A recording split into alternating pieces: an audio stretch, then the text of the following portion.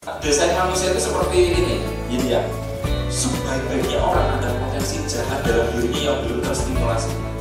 Sejahat-jahatnya orang ada kebaikan di dalam dirinya. Yang ini kalau kita sentuh terus ini mau besar.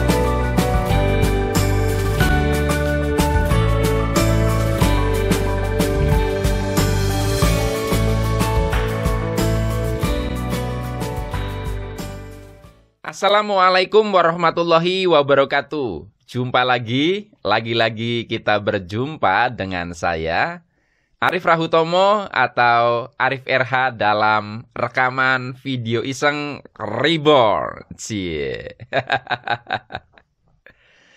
Ya, teman-teman semua, dalam video kali ini saya mau membahas tema judulnya semua bentuk perwujudan sama levelnya. Semua bentuk perwujudan sama levelnya. Supaya langsung nangkep, saya berikan contoh.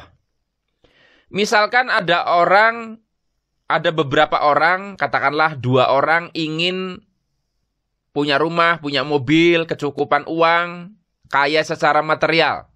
Misalnya nih, yang satu dia kaya, dia bisa punya mobil, dia kecukupan uang karena dapat mertua kaya raya. Dengan yang kedua, orang ini bisa punya mobil, rumah, kaya, dan sebagainya, itu karena dia kerja keras atas hasilnya sendiri, atas upayanya sendiri. Menurut Anda, keduanya sama levelnya atau salah satu lebih tinggi levelnya dibanding yang lain?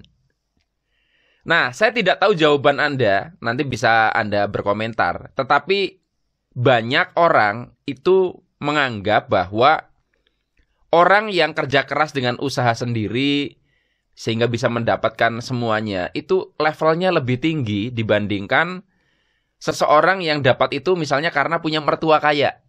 Kayak gitu.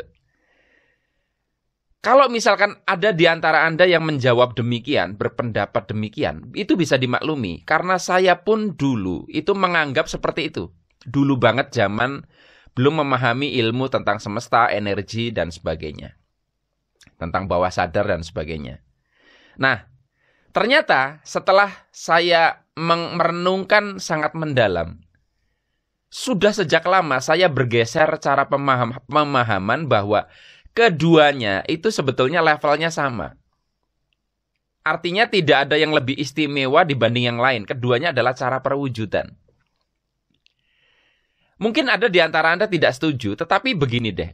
Apabila ada di antara Anda yang menganggap bahwa kerja keras dengan upaya sendiri ini lebih tinggi levelnya dibandingkan kalau dapat semuanya itu dari mertua yang kaya, yang baik, dan sebagainya.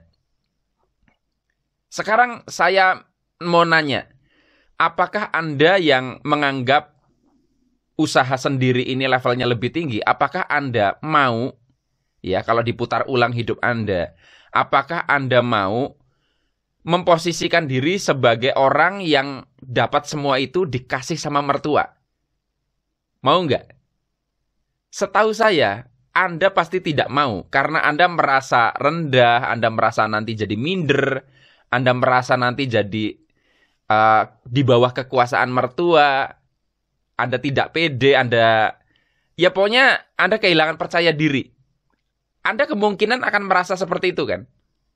Nah, kalau Anda menjawab seperti itu, jelas sudah bahwa untuk bisa menerima realitas dapat semuanya dari mertua, itu membutuhkan satu kepercayaan diri yang tinggi, menerima ya dalam kekuasaan mertua dan sebagainya.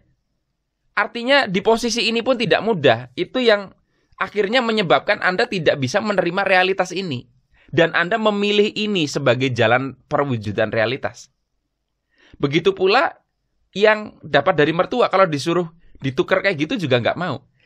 Artinya di sini kita bisa lihat bahwa memang di situ sudah sesuai dengan porsinya. Apa yang terjadi sesuai dengan maunya Anda sendiri.